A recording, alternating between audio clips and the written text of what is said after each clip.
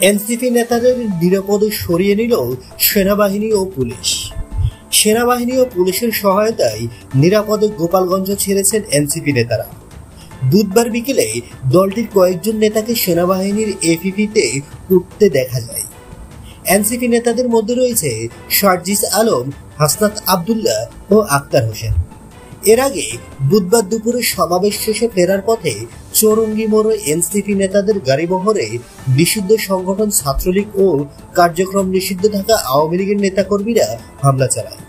এরপর জাতীয় নাগরিক পার্টির এনসিপির আহ্বায়ক নাহিদ ইসলাম সহ দলটির নেতারা গোপালগঞ্জ পুলিশ সুপারের কার্যালয়ে অবস্থান নেন। এনসিপি নেতাদের গাড়িবহরে হামলার ঘটনায় গোপালগঞ্জের পৌর পার্ক এলাকা রণক্ষেত্রে পরিণত হয়। শেষ খবর পাওয়া পর্যন্ত এখনো দফায় দফায় হামলার ঘটনা ঘটছে। পুলিশ, সেনাবাহিনী, বিজিবি তাদেরকে পিছু হটানোর চেষ্টা চালিয়ে যাচ্ছে। এরই মধ্যে জেলায় 144 ধারা জারি করেছে প্রশাসন। পাশাপাশি 4 প্লাটুন বিজিবি মোতায়েন করা হয়েছে।